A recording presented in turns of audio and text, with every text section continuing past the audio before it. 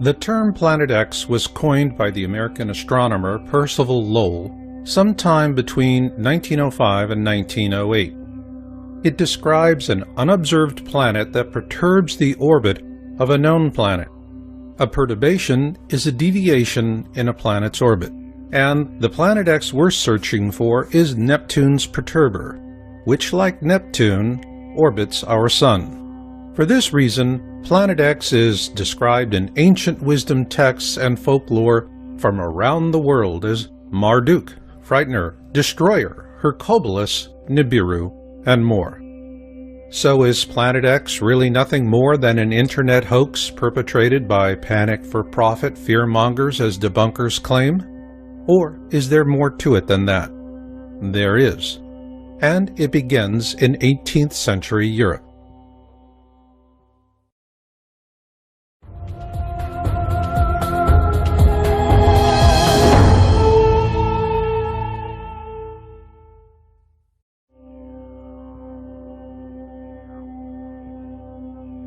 On March 13, 1781, William Herschel discovered Uranus, making it the first planet to be discovered with a telescope.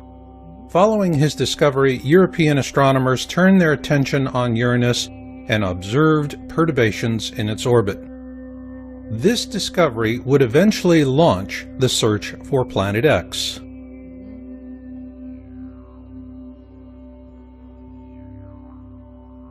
If one were to choose the father of Planet X research, it would have to be Alexis Bouvard, a French astronomer who observed the perturbations in the orbit of Uranus and attributed them to the existence of an unknown planet, the first Planet X.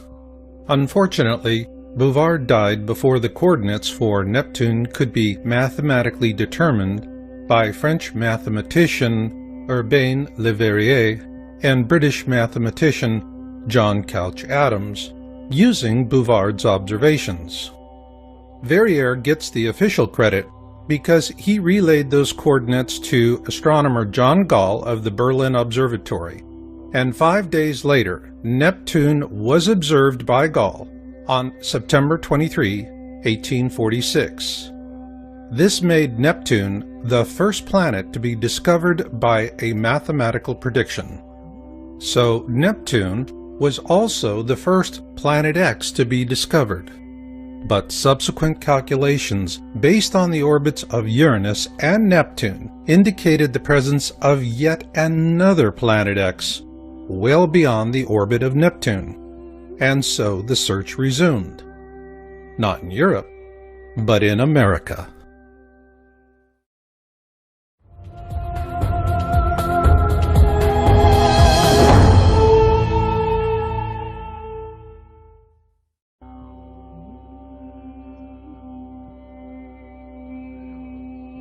The Lowell Observatory was established in 1894 in Flagstaff, Arizona, by Percival Lawrence Lowell, an independent businessman, mathematician, and astronomer. One reason Lowell founded the observatory was to study the planet Mars and its canals. The other was the search for other objects of interest in our solar system, most particularly Neptune's perturber, Planet X. A fact that revisionist historians downplay or paint over. Yet it was Lowell's intention to find the mysterious Planet X that led to the discovery of Pluto.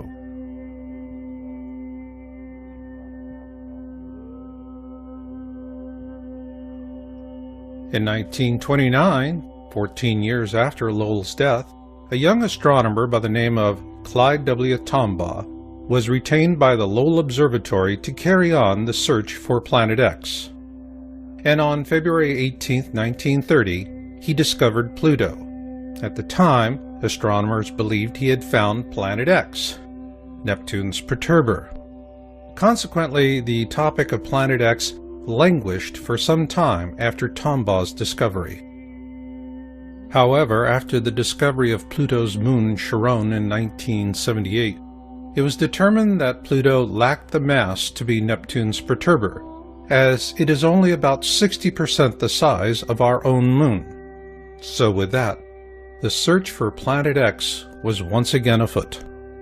It's also interesting to note that Pluto was later demoted to the status of a dwarf planet in 2006 by the International Astronomical Union.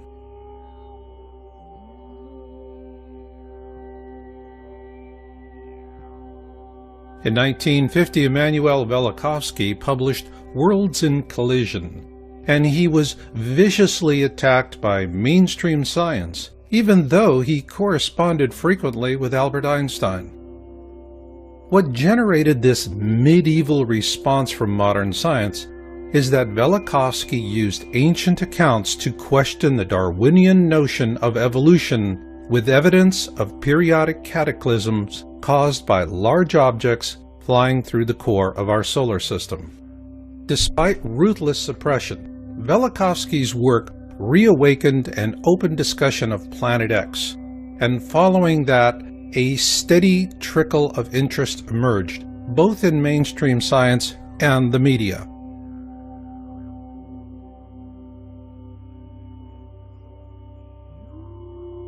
On March 3, 1972, NASA launched the Pioneer 10 spacecraft to explore the outer planets. However, according to government whistleblowers, the real purpose was to find Planet X, or at least to help narrow down the search field. An interesting aspect of Pioneer 10 is that it also carried a small gold anodized aluminum plaque designed by astronomer Carl Sagan, should the spacecraft be found by extraterrestrials. At present, communication with the Pioneer 10 spacecraft is no longer possible.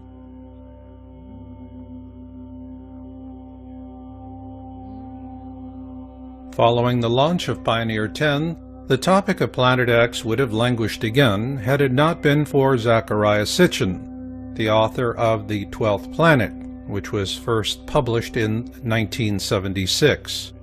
According to his translations of ancient Sumerian texts, a race of beings living on a planet called Nibiru bioengineered early hominids on Earth to turn them into slaves for the purpose of mining gold.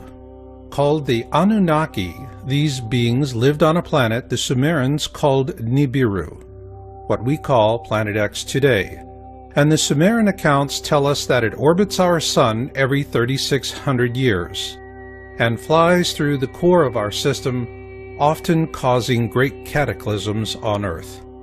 Sitchin's translations and theories are corroborated by an ancient wisdom text called the Kolbrin Bible. And according to Planet X historian Greg Jenner in his book Planet X and the Kolbrin Bible Connection, previous flybys of this mysterious object caused the sinking of Atlantis, the deluge, and the 10 plagues of Exodus.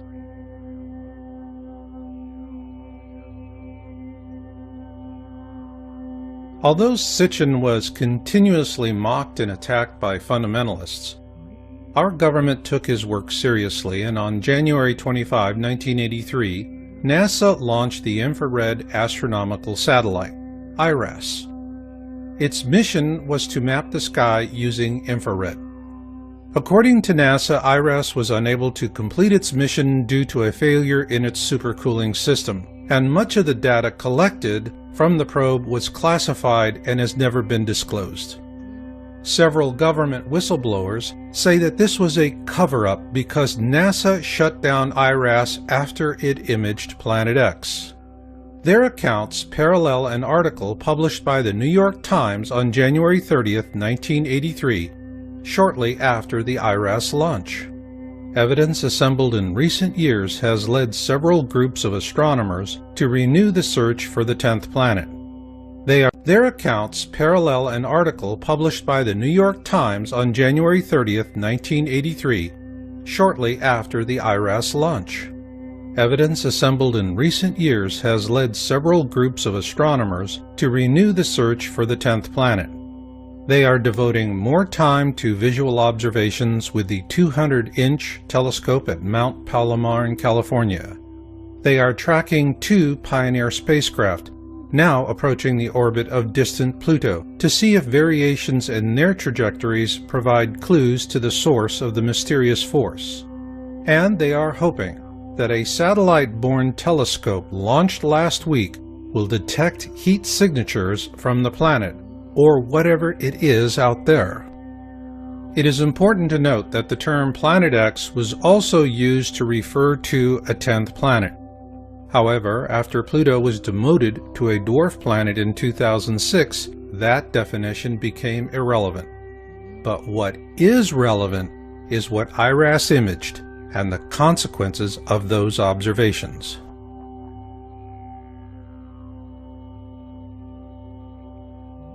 In a Victoria Advocate article published on June 14, 1988, NASA astronomer Dr. John D. Anderson was quoted as saying that telemetry from the Pioneer 10 spacecraft indicated the existence of Planet X. Also note that this article was sourced from Google News and was featured in Yowza.com's March 2012 article titled "The Planet X Cover-Up in the Mainstream Media." Following publication of our article, the entire June 14, 1988 edition was deleted from the Google News site. However, a complete copy is available for Yowza.com subscribers. But what is relevant here is that Anderson is a NASA astronomer with one heck of a resume, and what he said in that 1988 news article was powerful.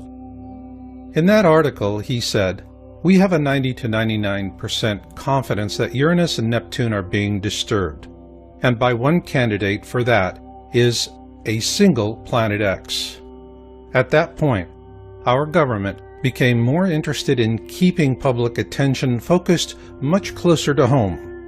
After all, if you can't see it, it's not there, so go back to sleep, America. Nothing to see here.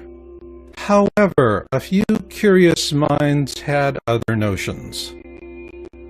On October 1988, Dr. Robert S. Harrington, the chief astronomer for the U.S. Naval Observatory, published his paper, "The Location of Planet X," in the Astronomical Journal. In an August 30, 1990 television interview with Zecharia Sitchin, Harrington also said that Pluto had been a satellite of Neptune, but it was dislodged by Planet X, which he believed could possibly sustain some form of life. He also showed Sitchin a diagram he had created approximating the location of Planet X. Following that interview, Harrington commissioned the construction of a special telescope for a Planet X photographic sky survey in 1991, which was completed at the Black Birch Observatory in New Zealand. The New Zealand observations were performed using Harrington's calculations, and the results were sent to NASA. However, those films vanished and have never been seen again, which leaves us with a big question. Did Harrington actually find Planet X, Neptune's perturber?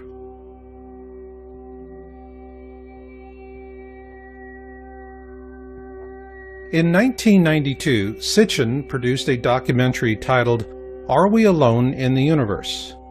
At the end of that film, Sitchin quotes a NASA press release from that same year. Unexplained deviations in the orbits of Uranus and Neptune point to a large outer body system of 4 to 8 Earth masses on a highly tilted orbit 7 billion miles from the Sun. This NASA press release suggests that Harrington did find Planet X in 1991, but the truth will never be known, because before he could publish his findings, Harrington died from a rapid onset of esophageal cancer on January 23, 1993. With his New Zealand findings suppressed and having died before he could publish his findings, many believe he was assassinated. One of the reasons given by those who subscribe to the theory of an assassination was an obituary by Charles E. Worley of the U.S. Naval Observatory. Worley wrote an obituary about Harrington that states, "Late in his career, Bob seemed quite skeptical of such an object, however." It is important to note that no other sources have come forward to corroborate Worley's claim. Consequently, Harrington's mysterious death was a shot out of the dark that quickly silenced the Planet X topic, both with the mainstream media and science community alike. In a very real sense, it was a veiled threat. Tamper with this at the risk of your own career, or perhaps even your life. In this regard, Worley's obituary was highly effective. This is for sure. Nonetheless, there is a curious question. Harrington built a custom telescope for a U.S. Naval Observatory station in New Zealand. The mission was simple: to find Planet X. So then, did they? Who knows? Because until NASA decides to declassify Harrington's observations, all we can say is that where there is smoke, there is fire. Meanwhile, we're not helpless either, and you'll see why later on in this program. But for now, if you are beginning to feel that the time has come to begin your own planning and preparation for whatever may come, then know this. When the worst of it hits, it will not be brief. This will not be weeks or months. Rather, we're looking at several years, perhaps longer than a decade. What this means is that your supplies, no matter how much you have on hand, is nothing more than a buffer. It buys you some time to work something else out. To optimize that opportunity of time, gather knowledge now, because after things run out, knowledge will help you to endure. And now, I'd like to share some of this very knowledge with you. It's something I've put a lot of work and love into because I know it will help people to make it to the backside. And that is what I'm all about. For those in preparation and planning, healthcare is always a problematic area because it is focused on the pills, potions, and supplements preppers set aside to help get themselves through a cataclysm. And it is problematic because all things physical play out, so a practical solution is what we call transition planning. So is this a December 21, 2012 solution? No. In our last video, Planet X System Observations and Orbital Path Analysis, we addressed December 21, 2012 as an awareness event. It was media-driven and it was successful in creating awareness, so on that regard, mission accomplished. Now, transition is the mission. Simply put, surviving the worst of times begins with surviving the best of times. So in this program, we want to introduce the core concept of transition planning. It is a 4-stage survival resource rating system. Stage 1 is cataclysm awareness.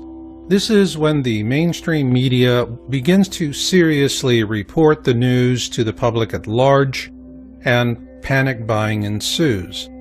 If you're not prepared by this time, be ready for long lines and short supplies at the store. Stage 2 is cataclysm events. Simply put, the first to fall will most likely be the last to know. Planning and luck will also play equal roles. While planning and preparation is not a guarantee that you and your loved ones will survive these events, it will, however, dramatically increase your odds of survival. And with repeated events, expect all or part of your survival stores or caches to be exhausted, lost, or stolen. Stage 3 is post-event. Those who survive the cataclysm event will search for survivors and pull together into small, self-organized groups. While most preppers set aside enough for themselves and their loved ones, as a member of a larger survival group, you'll also share with them as well. This is when the bulk of your physical supplies will be used up. Stage 4 is the backside. This will be the time years into the future when those who survive all the worst that man and nature can throw at them live to see blue skies once again. By this time, all medical supplies will have long been exhausted, and what you'll have is knowledge. Of paramount importance will be the kind of knowledge that helps you with survival wellness and developing sustainable ways of growing food and medicinal herbs. This brings us to the simple metric of our transition planning system. It's a rating system.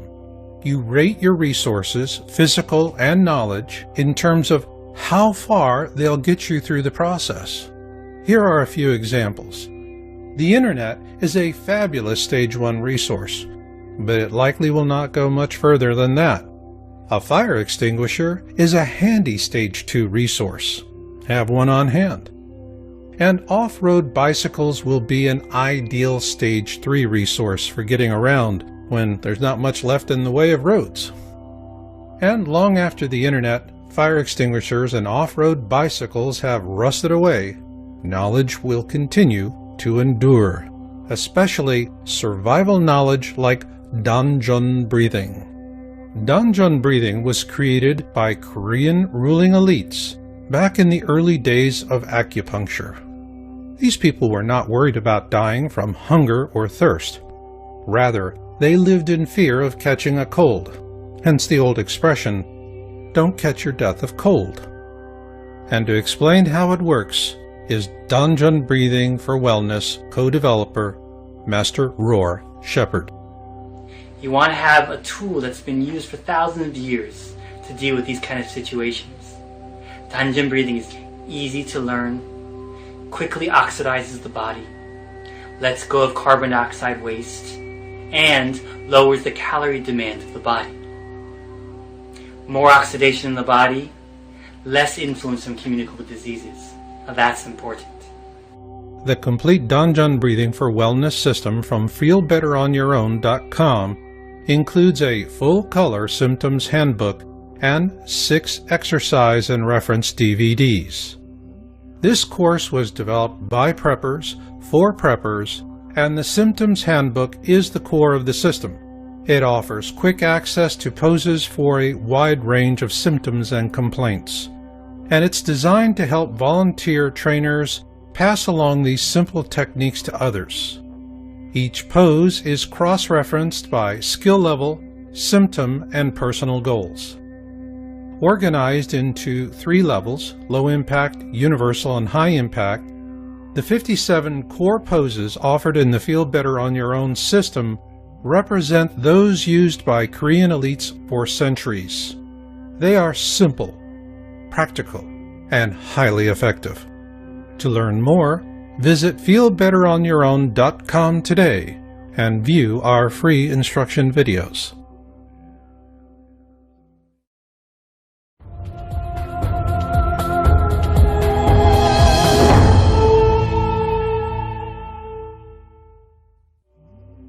Imagine that you knew about the stock market crash of 1929 well in advance of the common man.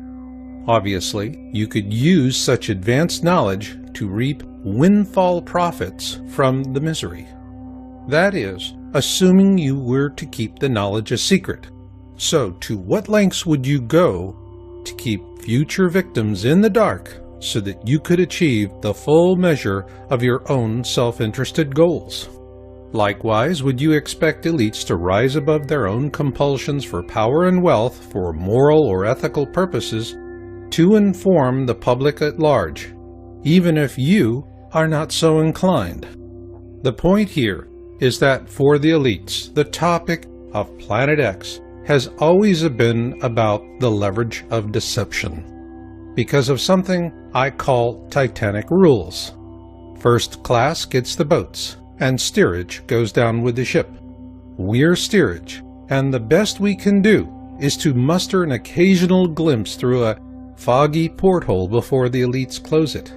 Yes, it's unfair, but it has always been that way, and each day you spend agonizing over this is one less day you're focused on what really matters, your survival and that of those for whom you love and care. Keep this in mind as we present excerpts from observation reports. On April 24, 2006, Yowza.com broke the story on the South Pole Telescope, SPT, in Antarctica. The stated mission for the SPT really doesn't make a lot of sense because the same science could be done somewhere else at a fraction of the cost. So why build an expensive and sophisticated infrared telescope in such an inhospitable and inaccessible location as the Amundsen Scott South Pole Station in Antarctica? The answer is simple. This infrared 10-meter dish is the perfect instrument for observing an object rising up through the southern skies in infrared. And once they turned it on in January 2007, that's exactly what happened. A year after the SPT went online, the first of 3 highly credible disclosure videos were published on YouTube. The first, posted by Nibiru Shock 2012, was titled Nibiru Planet X Photos Taken January 2008. It was the first time the public had an opportunity to see an image of Planet X in deep space. And here you see a capture from the video, and the same capture again, but enhanced. In it, we see not just one object, but several. This is when we first learned that Planet X is actually a mini constellation of planets and moons, orbiting a small brown dwarf star, that is the binary twin to our own Sun. Those of you who were in high school and college during the 1970s may remember this second sun as Nemesis, the designation used by professional astronomers of the day to discuss the possibility that we live in a binary star system. Also, just as Sitchin and Harrington predicted, it would be rising up from the southern skies. But we wondered, could lightning strike twice with another disclosure video? On March 3, 2008, Nibiru Shock posted his second video titled Nibiru Planet X Update February 1, 2008. What do you know, lightning did strike twice. And in that video we're told that Nibiru is now inside the Kuiper Belt, well beyond the orbit of Pluto. In this video, he tells us it is entering our system at an extremely shallow angle. This is consistent with our most current findings.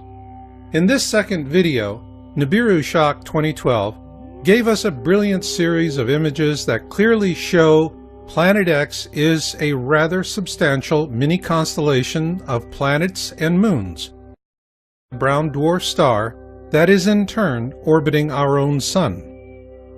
Consequently, it does not look or move like anything humans have seen in over 3,600 years. He also told us that governments are afraid of a panic. Perhaps. But then again, remember Titanic rules. First class gets the boats, and steerage goes down with the ship. We're steerage. Why do we say this? Because after these 2 videos were posted, the Nibiru Shock 2012 channel was hijacked by disinformationalists, and the first 2 videos were labeled a hoax, and the channel was also corrupted. Having investigated the first 2 Nibiru Shock 2012 videos at length, we published our findings on April 6, 2008 in an article titled First 2 Planet X SPT Leaked Image Videos by Nibiru Shock 2012, now seen as highly credible. The reason we drew this conclusion was that these were very impressive disclosures, but the manner in which the channel was attacked showed clear evidence of a well-organized and well-funded use of disinformation tradecraft. Following publication of our report, Yowza.com came under heavy attack. Our site was hacked, and a slander campaign was leveled against us with brutal vitriol. In the process of defending ourselves, we filed DMCA complaints with YouTube, and to their credit, Google removed over 13 different attack videos and terminated 4 disinformation channel accounts. Then on May 29, 2008, we published an update article titled Planet X Nibiru SPT Disclosures May 2008 report. In it, we presented our analysis of a third SPT disclosure video by a different YouTuber going by the name of DNIR4808N. This YouTuber described how a personal friend working at the SPT had sent him an image of the Planet X system captured by the SPT on May 14, 2008. In the video, DNIR4808N named his friend, and the government had the YouTube channel removed along with this video within a few hours after it was posted. Thanks to an anonymous tip, we were able to download the video before the channel disappeared. The video was authentic, but the manner in which the channel was taken down was clear proof of further government suppression. And when you compare the images in the DNIR4808N video with the Nibiru Shock 2012 videos, it's obvious that both are of the same object or series of objects, which also happen to be in the southern skies. At that point, the question for our team was simple. How did these three SPT disclosure videos compare with Dr. Harrington's paper, The Location of Planet X, published in October 1988, and with the illustration he showed Zecharia Sitchin in a 1990 television interview? Luckily for us, the answer came a few months later.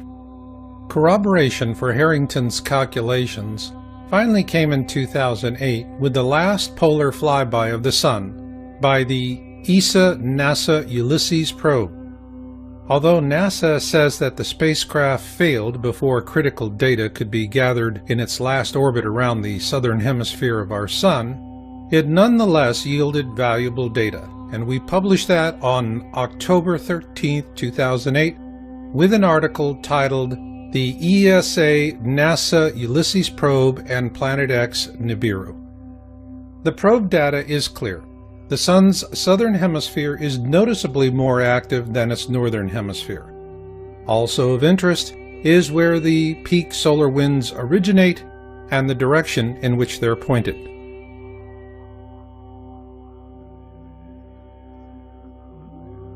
Our team continued researching Harrington's paper and the many disclosure videos we'd seen.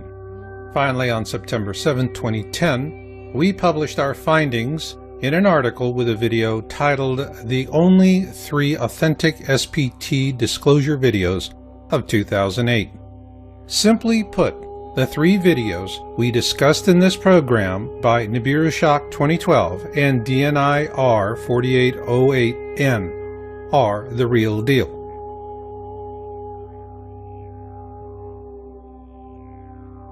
What wasn't a real deal as predictions go was Comet Elenin, and we first raised that question in an article we published on May 15, 2011, titled, Is Comet Elenin a Decoy? After a lot of speculation, the result here is that sometimes a comet is just a comet. However, Comet Elenin was a ripe opportunity for organized distraction. Consequently, it was portrayed as Planet X, the nemesis dark star astronomers debated in the 70s, the Star of Bethlehem to herald the Second Coming, and an alien mothership under intelligent control. As it turns out, the only thing under intelligent control was the disinformation. So the next time you see a stampede in progress, you might want to keep this in mind. On July 30, 2012, a YouTube channel of anonymous amateur astronomers, the 00 Skyview, posted a video titled, What Begins in Aquarius Ends in Aquarius. One of the first things we noticed was that this group of folks were showing us their instrumentation. Now that was something new. Then they showed us where they found their object of interest, 4 degrees below the ecliptic. Plus, like the SPT disclosure videos, this group is showing us images of a mini constellation with a large object in the center and a cluster of satellites in orbit around it. But what really got our attention was that they were observing a red iron dust cloud, the hallmark signature of a brown dwarf star. Then on November 1, 2012, the 00 Skyview team upped the ante with a video titled Lifting the Veil. Right out the gate, they predicted a greatest eastern elongation flyby approaching from the southern skies. Not a good thing. In astronomy, a greatest eastern elongation describes an object that passes us on our side of the sun to the left of us and inside our own orbit. In this case, this object is also rising up from our southern skies. And it's interesting to compare the ESA-NASA Ulysses probe data with the 00 Skyview flyby prediction.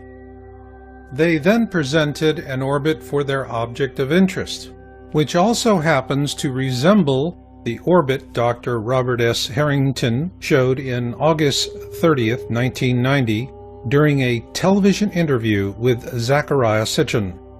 Next, the 00 Skyview team presented a series of color-shifted variations and a wide-field view.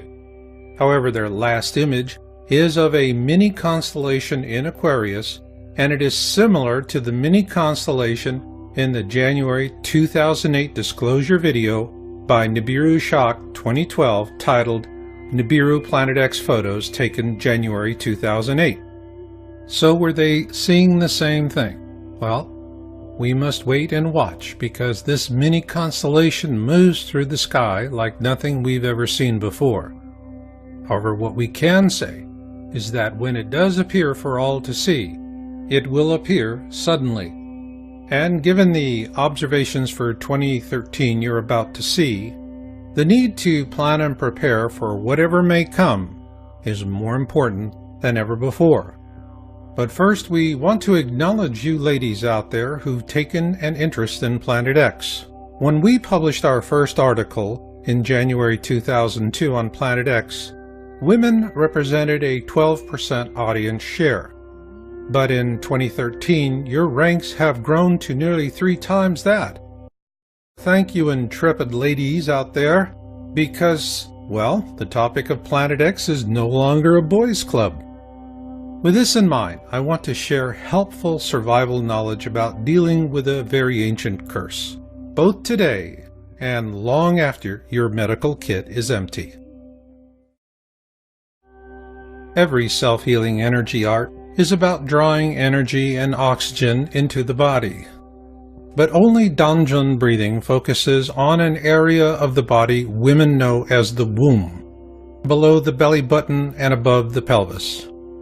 It is why Danjun breathing is so effective in helping to relieve the symptoms of menopause and PMS, as Master Roar Shepherd explains. We energize that area, we heal that area, we bring oxygen right into that area. More oxygen, more healing, less pain. This is the most valuable tool for you. Ladies, when drugs and treatments are no longer available and the medical kits are empty, what can you do? You do what Korean women have done for thousands of years, because it works. Danjun breathing. Need relief today? The good news is, the sooner you start, the better. To learn more, visit feelbetteronyourown.com today and view our free instruction videos.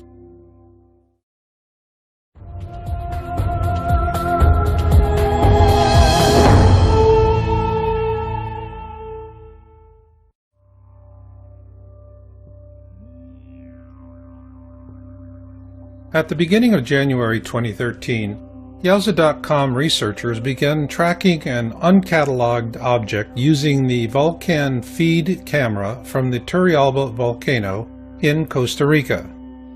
I dubbed the object Bluebonnet. With these observations, we began to see a pattern forming in terms of Planet X being a mini-constellation instead of a single object. Though Bluebonnet is clearly not a brown dwarf companion to our own sun, its movement through the sky does raise the possibility that it could be a far-flung orbital of a second sun.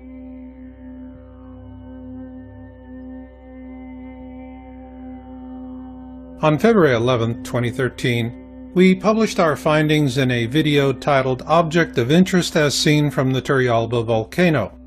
In this frame, you see Bluebonnet above the Turrialba volcano and specification data for the Vulcan feed. Turrialba is 10 degrees north of the equator at approximately 11,000 feet, and the Vulcan camera was pointed to the southwest with a good view of the Pacific Ocean on a clear day. In that video, we explained the difference between the horizon as we see it here on Earth and represented by the red line. The green line you see cutting through the center of the Sun is the ecliptic. The ecliptic is the plane of our solar system, and all of the planets orbit the Sun within a few degrees of it. This is important to know when analyzing a newly revealed and disturbing prediction by Nostradamus.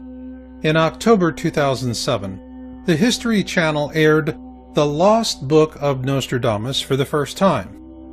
In this video, 7 prophetic images paint a catastrophic end to life as we know it. According to this program, Nostradamus is showing us the constellation of Fucus because it will play a pivotal role in the flyby. This was interesting because the Vulcan feed image data also shows Bluebonnet transiting through or very near to the constellations Ophiuchus and Sagittarius in December of last year.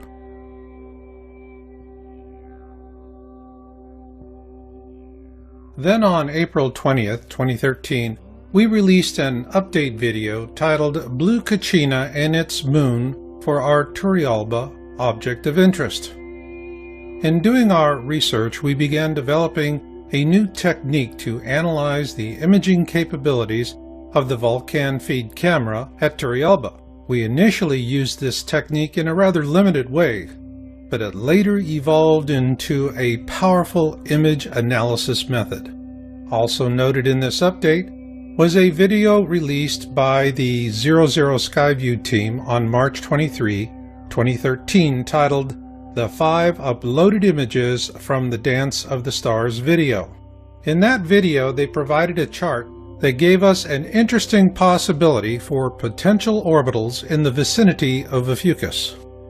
Following months of observations and capturing hundreds of images to our database, we were able to plot a rough orbit for Bluebonnet, which we determined to be an outermost orbital of the Planet X system brown dwarf companion to our own Sun.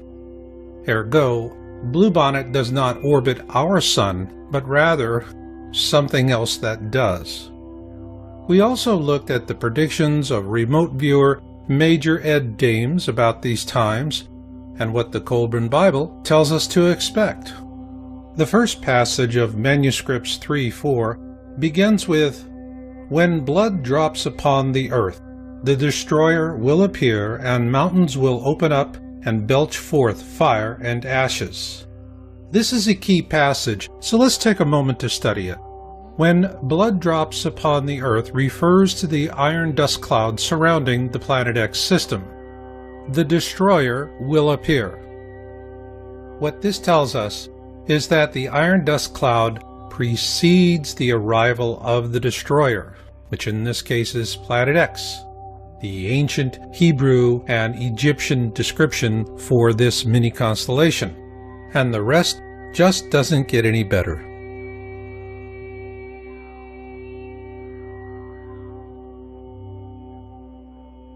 On July 8, 2013, the 00 Skyview team posted a new video titled Fire in the Sky Part 3.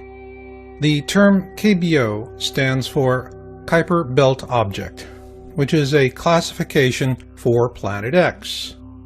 Potential orbitals refers to the planets and moons in orbit around the KBO.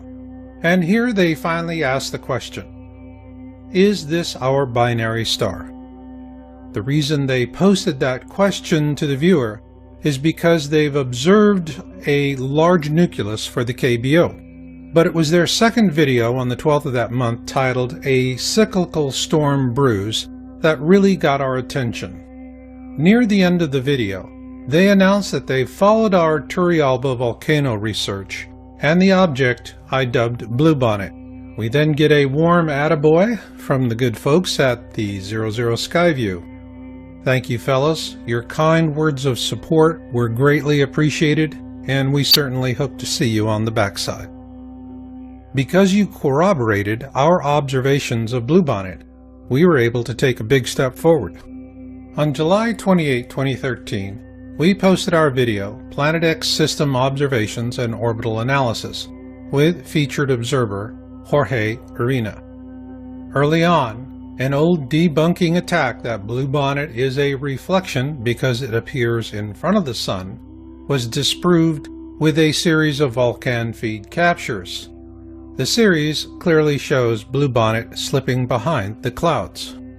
Also, the image analysis method we first introduced to our viewers in April was formalized and presented in detail. We call it Camera Sensor Illumination, CSI, and we used it to compare two Bluebonnet captures from this year, one from January and the other from May. Our CSI analysis shows that Bluebonnet has been growing larger and brighter. Likewise, CSI was used to evaluate the observation images of Jorge Urena. He is an importer of Peruvian foods and herbals, and he's based in Ontario, Canada. On May 27, 2013, while flying over the eastern Pacific, he imaged the brown dwarf at the core of the Planet X system. While it appears at the Sun's 11 o'clock position relative to Earth's horizon, the actual placement relative to the ecliptic is below the ecliptic and near the Sun's 8 o'clock position.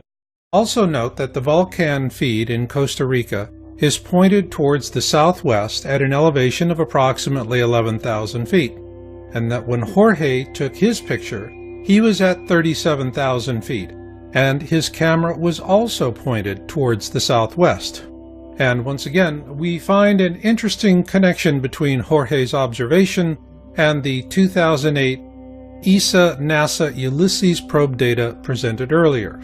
Using the data available on Bluebonnet plus Jorge's images, we were able to approximate the orbit of the Planet X mini-constellation through the core of our solar system. What this corroborates is the prediction of the 00 Skyview team that the Planet X flyby would happen on our side of the Sun in their November 1st, 2012 video titled Lifting the Veil. Further to that, in a September 2008 interview with Kerry Cassidy of Project Camelot, government whistleblower Bob Dean predicted the very same thing, that the Planet X flyby will occur when it is on our side of the Sun. And now, a moment of truth. Everything you've seen up to this point is intelligence. That is, a connected collection of fragments and shards of truth that happen to slip past years of suppression. But for those of you who insist on smoking gun proof, you're not going to believe anything until you've seen it yourself. That begs the question, what can you see today? What you can see are a lot of rocks coming our way.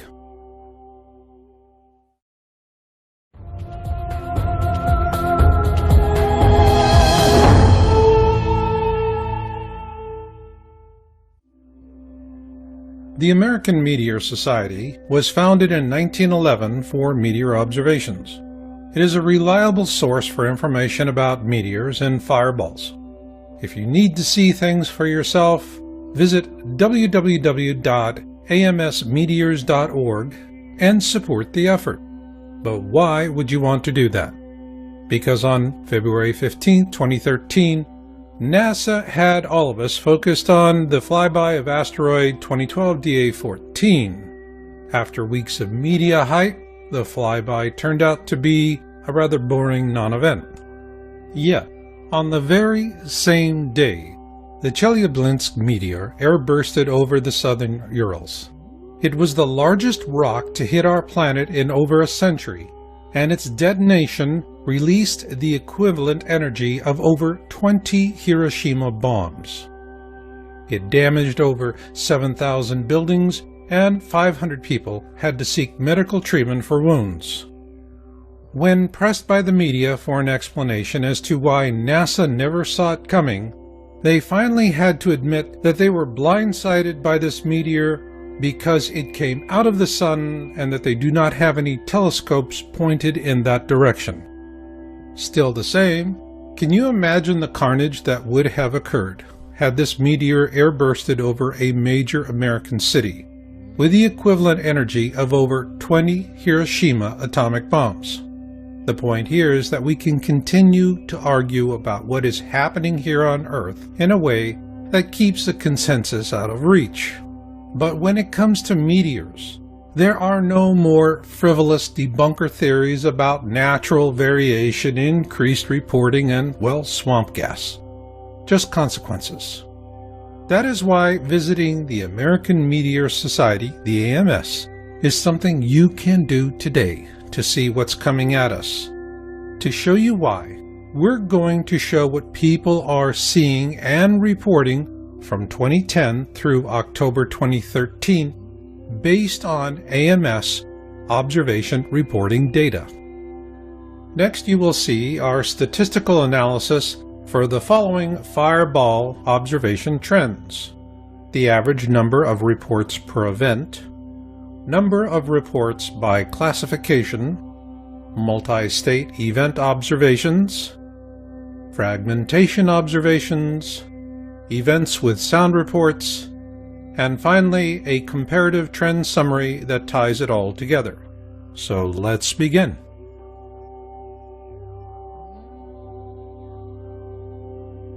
This series of slides shows the overall growth in the average number of reports per event for all classifications from January 1, 2010 to October 13, 2013.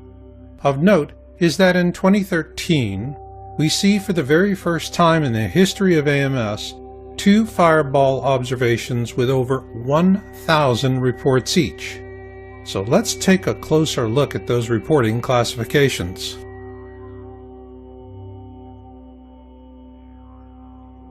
The AMS classifies meteor observations based on the number of reports per incident, where a mid-sized class event has 6 to 20 reports, a significant event has 21 to 50 reports, a large event has 51 to 100 reports, and a huge event has over 100 reports. So let's begin with a look at the mid-sized events. Here we see a pronounced jump from 2010 to 2011. Part of that jump can be attributed to the implementation of new reporting procedures by the AMS. Now let's add the number of significant reports with 21 to 50 observations each. Here we see a clear growth trend. Interestingly enough, there were no significant large events in 2010. But there were significant large events in 2011 and 2012, as well as a marked increase in 2013. In terms of huge events with over 100 reports, 2010 was barely noticeable. However, that picks up in 2011 and doubles in 2012, and then again in 2013. Given that we had 2 events with more than 1,000 observations in 2013, let's take a closer look at the uptick in huge events. Here we see the jump from 2011 to 2012 and then again to 2013 is stunning to say the least. Not only is the trend huge, so are the fireballs or bolides as they are also called. So what's driving this trend? Multi-state observations.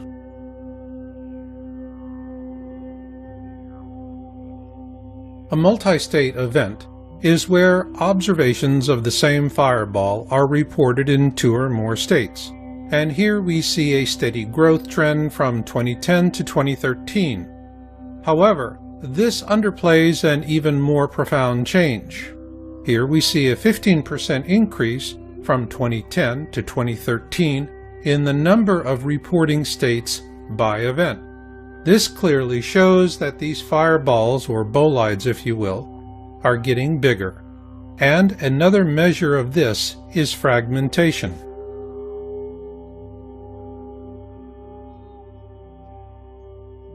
Fragmentation is a key indicator of size, and while angle of attack and velocity also play a factor, the rule of thumb is the larger the meteor, the more likely it is to fragment, or break apart if you will. From 2011 through 2013, the number of meteors large enough to fragment skyrocketed according to AMS reporting data. This should be of real concern to all of us because this represents a 400% increase in just 3 years, and because there is a corresponding increase in sound as well.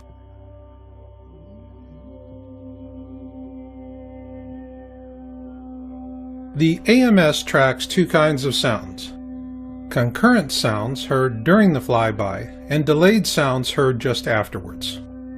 These charts are a combination of both, and the trend is clear. Sound follows with fragmentation. And what is really striking is that sound and fragmentation reports for 2010 through 2013 show nearly identical increases. So now let's summarize what we've seen so far by looking at the growth trend percentages from 2010 to 2013.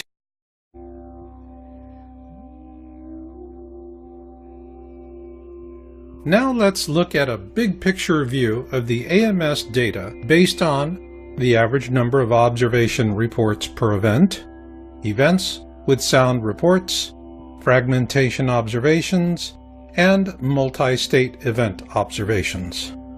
And what we see here, beginning with 2010, is a consistent growth trend by percentage from 2010 through to 2013.